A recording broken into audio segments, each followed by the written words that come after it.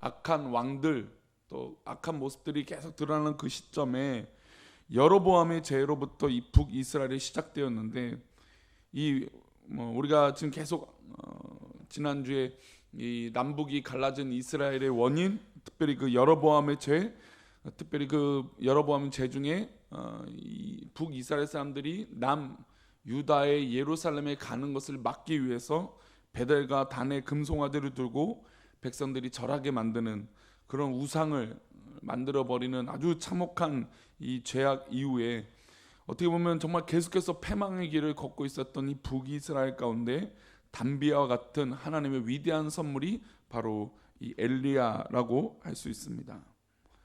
근데 이 북이스라엘의 이 모습이 이 여로보암의 죄가 얼마까지나 이렇게 되었냐면 나답으로 아사로 엘라로 시므리로 오므리로 이어 아합이라고 하는 이 왕에게까지 완전히 우상, 즉 바알이라고 하는 이 우상의 모든 북이스라엘의 영적인 것들이 초토화되는 그 시기가 되었습니다. 어떻게 보면 영적으로 가장 악했던 시절, 가장 정말 하나님께서 금방 멸망시켜도 아무 이상이 없을 것 같은 그런 영적으로 가장 악했던 시절에 희망이라고 찾아볼 수 없는 시절에 누구를 보내셨습니까? 엘리야를 보내주셨던 것이죠. 이스라엘 역사상 어떻게 보면 이 그 전반기, 그러니까 구약의 전반기는 모세라고 하는 이 굵직한 민족의 지도자가 있었다면 이 다윗 이후에 굵직한 이 선지자라고 하면 양대 산맥이라고 말할 수 있는 선지자는 바로 엘리야라고 할 수 있습니다.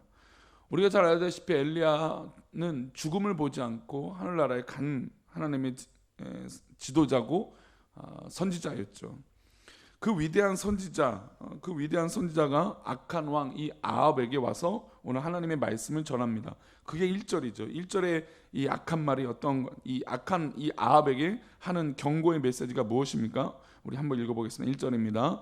길라앗에 우거하는 자 중에 디벳 사람 엘리야가 아합에게 말하되 내가 섬기는 이스라엘의 하나님 여호와께서 살아 계심을 두고 맹세하노니 내 말이 없으면 수년 동안 비도 이슬도 있지 아니하리라 하니라. 하나님께서 악한 왕 아합에게 그 땅에 비 한 방울도 심지어 이슬조차도 내리지 않겠다라고 전하셨습니다.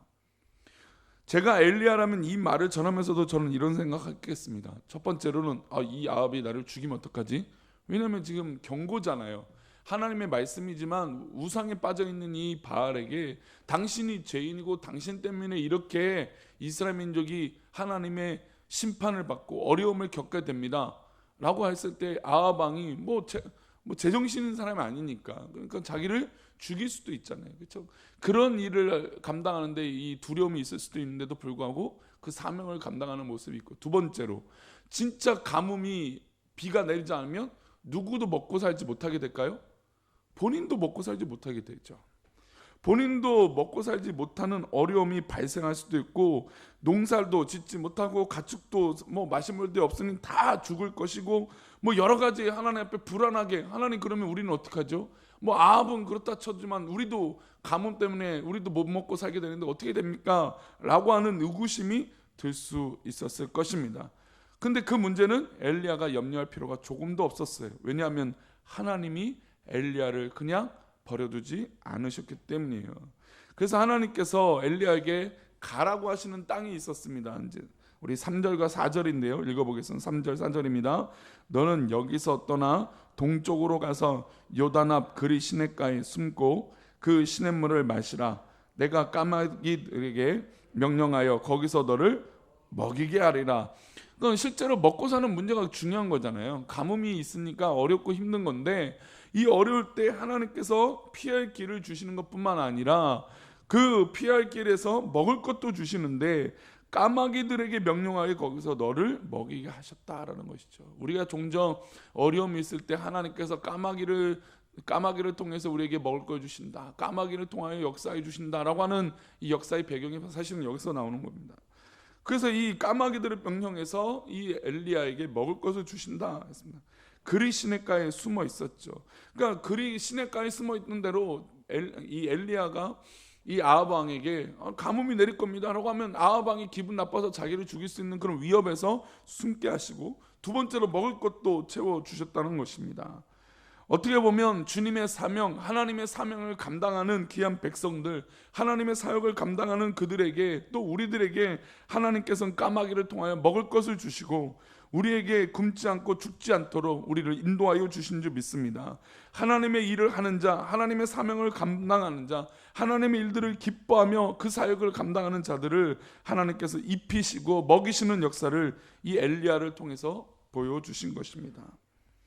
우리는 아마 이런 생각도 할 수 있습니다. 엘리야는 하나님의 일을 하는 사람이니까, 그래, 하나님은 좀 특별한, 이 엘리야는 특별한 존재니까 이 까마귀도 주시고 이러는 건 아니겠습니까? 라고 물을 수도 있습니다. 그런데 하나님의 백성과 함께하고 하나님의 뜻을 따라서 살아가는 사람들이 엘리야뿐만 아니라 그와 함께하는 사람도 살려주신다는 걸 누구를 통해서 샘플로 보여주시냐면 사르밧 과부를 통해서 그 샘플을 보여주세요.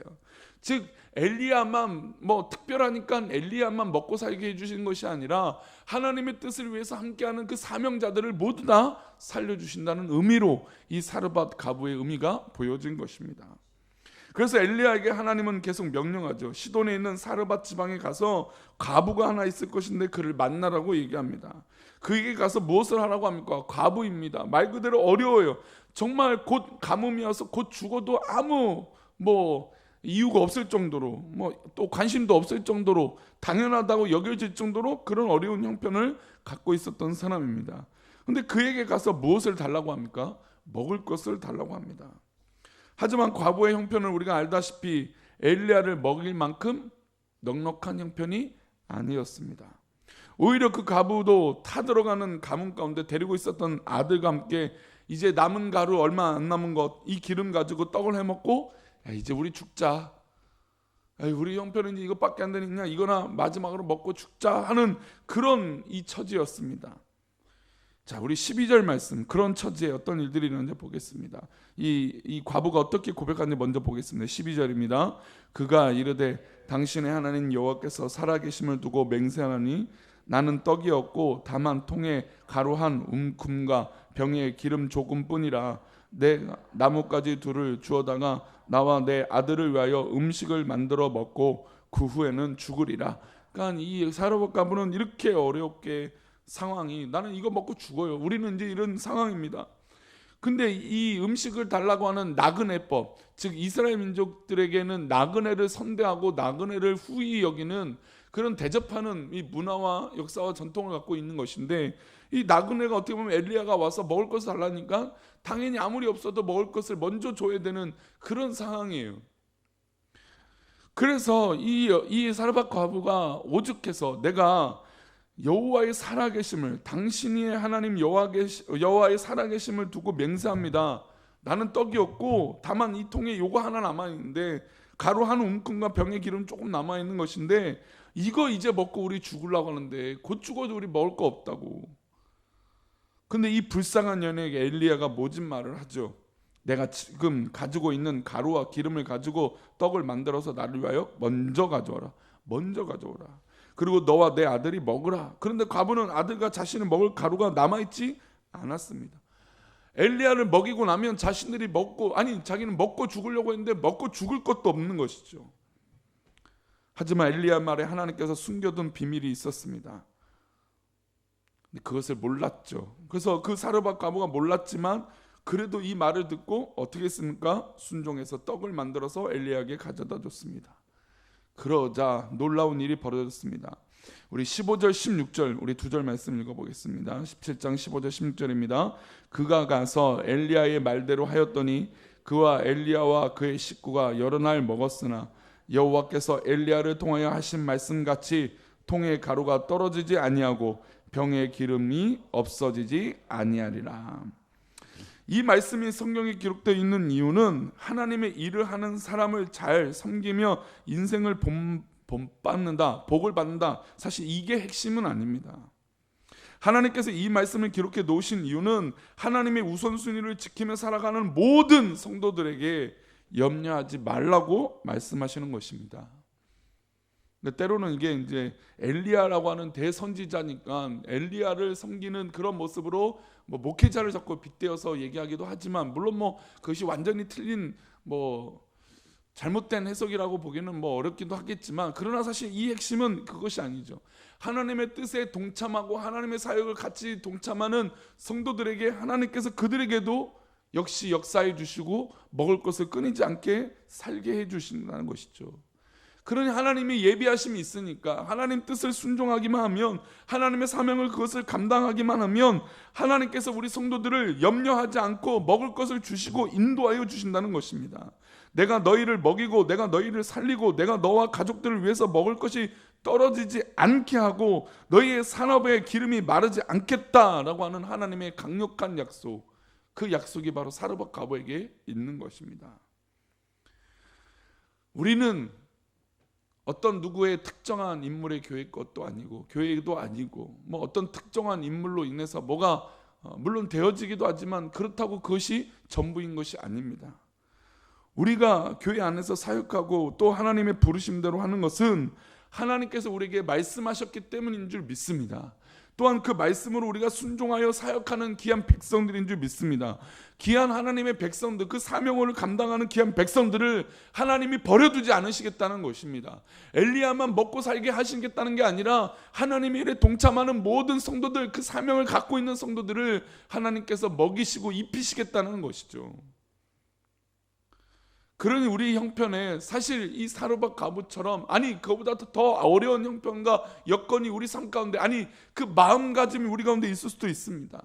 그러나 하나님의 뜻이 우리 가운데 임할 때 그 말씀에 순종하고 우리가 그 뜻을 위하여 달려갈 때 하나님은 우리의 갈 길을 열어주시며 우리의 먹을 것을 예배해 주시며 우리의 고민 가운데 두려워 또 염려하고 또 제대로 판단하지 못하게 하는 것들을 극복하며 나아갈 때 하나님께서 그 모든 것들을 책임져 주신다는 것입니다.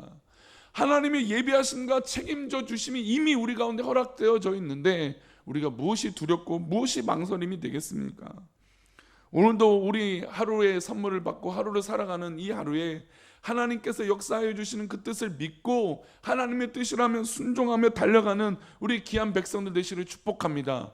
결단하시기를 바랍니다. 아무리 내 형편에 내가 이건 먹고 죽어야 되는 그런 형편이지만, 그러나 하나님의 역사가 시작될 때 이것이 하나님의 뜻이라면 그것을 순종하고 나아갈 수 있는 믿음, 우리가 오히려 그것이 우리에게 능력이 되어지는 것뿐만 아니라 오히려 하나님의 채워주심이 일어날 줄 믿습니다. 이게 하나님의 방법이고 하나님께서 하나님을 사랑하는 백성들을 축복하시는 비결이라는 것이죠. 때로는 우리가 정말로 이 사르밧 과부보다 어려운 그 상황 가운데 그래 이때만 넘어가면, 그러나 하나님은 오히려 그 잔인한 그 시간에 우리에게 요구하실 수도 있다는 것이죠. 그 상황과 그 믿음의 모습을 다 받으시길 원하실 때가 있다는 것이죠. 그러면 우리 가운데 어떻게 보면 이것이 시험이 될 수도 있어요. 아, 이게 내가 정말 이렇게까지 해야 되나? 라고 하는 그 순간에 정말 하나님의 뜻으로 믿고 기도한다면, 또 하나님의 뜻으로 여겨지고 이것이 정말 하나님의 뜻이라고 믿어진다면 그 믿음대로 그 사명대로 한번 순종해보고 결단해보고 달려가 보시기를 축복합니다. 그러면 분명히 하나님의 역사가 정말로 하나님의 뜻이 우리 성도들 가운데 임하여져서 사르밧 과부의 집안에 먹을 것이 떨어지지 않게 하셨던 것처럼 우리 성도님들의 가정의 삶 가운데도 하나님의 돌보심과 또 하나님의 사람을 굶기시지 않는 이 놀라운 이 은혜를 경험하시는 놀라운 은혜가 있기를 축복합니다. 오늘 맥체인 성경 읽기표 가운데 우리 골로새서 신약의 말씀 4장의 말씀을 보겠습니다.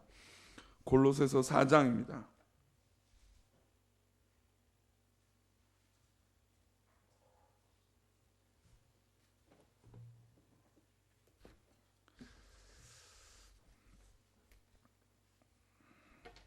우리 빌립보서 4장, 우리 빌립보서 4장입니다. 빌립보서 4장 말씀.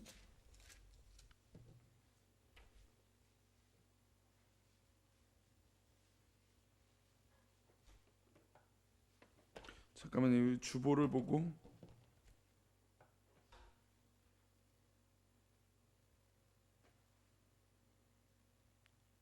골로새서가 맞네요. 우리 빌립보서 4장이 아니라 네. 골로새서 4장입니다.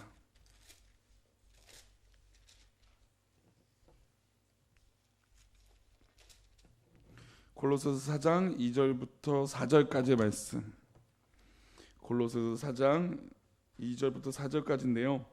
우리가 하루를 살아갈 때 한두 가지 불안하고 불편한 게 아닙니다. 하루의 삶을 살다 보면 야 정말 이것도 불편하고 저것도 불안하고 뭐 어려운 것이 한두 가지가 아니에요. 그러나 우리가 잘 모르니 의심하는 것이 아니라 엘리야도 사로밧 가보도 말씀을 붙잡은 것처럼, 그러니까 엘리야도 맨 처음 아하방에게 나아간 것이 누구의 말씀이 임했기 때문입니까? 하나님의 말씀이 임했기 때문이에요. 그리고 사로밧 가보에게도 엘리야를 통하여 하나님의 말씀이 임했기 때문이에요. 그 하나님의 말씀을 붙잡은 것처럼 우리도 기도하고 깨어 있으면 하나님께서 우리의 길을 열어주실 줄 믿습니다. 우리 골로새 4장 2절 말씀 먼저 봅니다. 2절입니다. 기도를 계속하고 기도에 감사함으로 깨어 있으라. 기도를 계속하고 기도에 감사함으로 깨어 있으라는 것이죠. 어떻게 보면 기도해야 깨어 있는 것이고, 기도해야 감사가 넘치게 되고, 기도해야 우리의 삶이 정말 회복되고 깨어 있을 수 있다라는 것입니다. 그래서 기도를 계속하고 기도에 감사함으로 깨어 있으라고 말씀하고 있죠. 그래서 3절을 이렇게 말합니다. 우리 3절 말씀입니다. 또한 우리를 위하여 기도하되 하나님의 전도할 문을 우리에게 열어주사 그리스도의 비밀을 말하게 하시기를 구하라. 내가 이 일 때문에 매임을 당하였느라. 또한 우리를 위하여 기도하되 하나님이 전도할 문을 우리에게 열어주신다는 것이죠. 또한 그리스도의 비밀을 말하게 하시기를 구하라는 것입니다. 그리고 바울 사도 역시 감옥에 있지만 내가 이 일 때문에 어떻게 해요? 매임을 당했다라는 것입니다. 이 모든 상황이 이랬지만 이 모든 상황이 기도하니까 감사하고 깨어 있을 수 있다는 것이죠. 그리고 우리가 깨어 있으면 무엇을 합니까? 전도의 문을 우리에게 열어주신다는 것이죠. 깨어 있어라 또 감사할 수 있고 전도할 문이 열리는 건 바로 기도할 때, 우리가 기도한다는 건 누구의 뜻을 믿으니까 기도하는 것입니까? 하나님의 뜻과 하나님의 말씀을 믿으니까 기도하는 것이죠. 그러니까 하나님께서 문을 열어주시는 것이에요. 그 일 때문에 우리가 매임을 당하지만 그래도 감사한 것입니다. 우리는 지금 매여 있습니다. 그렇죠. 매여 있는데 이 매여 있음이 우리 가운데 슬픔이 되는 거나 괴로움이 되는 것이 아니라 정말 하나님 앞에 기쁨으로 감사함으로 능력으로 변화되어지기를 축복합니다. 우리의 입술 가운데 하루라도 이 매여 있음에, 우리 꿈꾸는 게 현실 가운데 매여 있음에 그 매여 있는 것 때문에 우리 마음과 믿음이 빼앗기지 않기를 축복합니다. 우리의 말의 표현이라부터 아니면 우리 신앙의 고백으로부터 정말 하나님 앞에 감사함으로 하나님 정말 이 길을 열어주옵소서라고 할 때 전도의 문을 열어주시고, 비록 우리 현실은 매여 있지만 감옥에 갇혀 있는 그런 신세이지만 그런 하나님께서 길을 그 가운데도 열어주실 줄 믿습니다. 지금 사실은 앞뒤가 3절은 말이 안 맞는 것이죠. 감옥에 갇혀 있는 매여 있는 현실이에요. 그러나 전도의 문을 열어주고 계신다는 것입니다.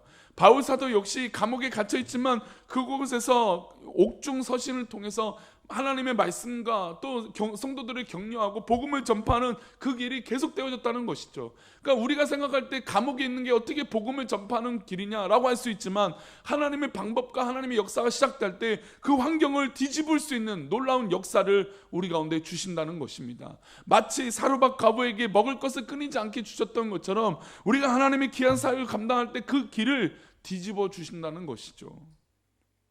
그리하면 어떻게 될까요? 4절입니다. 그리하면 있습니다. 시작. 그리하면 내가 마땅히 할 말로써 이 비밀을 나타내리라. 하나님은 그때가 되면 그렇게 기도하고 하나님의 뜻에 순종하게 나아가면 하나님께서 마땅히 할 말로써 이 비밀을 어떻게 됩니까? 드러내 주신다는 것입니다. 하나님의 말씀에 순종하고 기도하는 백성들은 무엇을 깨닫게 되느냐? 하나님의 비밀을 깨닫게 되는 것이에요.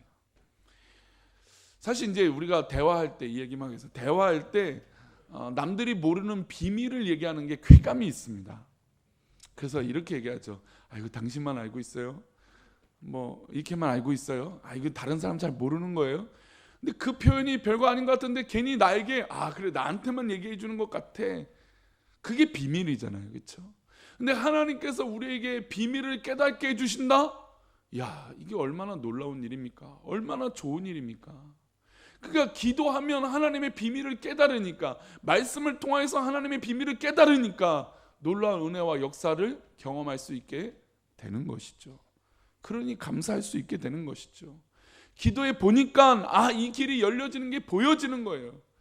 기도하지 못하면 어떻게 될까요? 반대로 문들이 닫혀 있는 것이 보여져요. 문들이 닫혀 있으니 괴롭죠. 힘들죠. 그러나 우리 아침 기도에 참여하신 우리 성도님들은 우리 성도님들 앞에 있는 문이 활짝 열려지기를 축복합니다. 앞에 있는 비밀이 활짝 깨어지기를 축복합니다. 그래서 하나님의 은혜를 경험함으로 우리 성도님들 처한 삶의 모든 일들을 기쁨으로, 감사함으로, 능력으로 감당하는 우리 사랑하는 성도님 되시기를 축복합니다. 기도하겠습니다. 참 좋으신 아버지 하나님,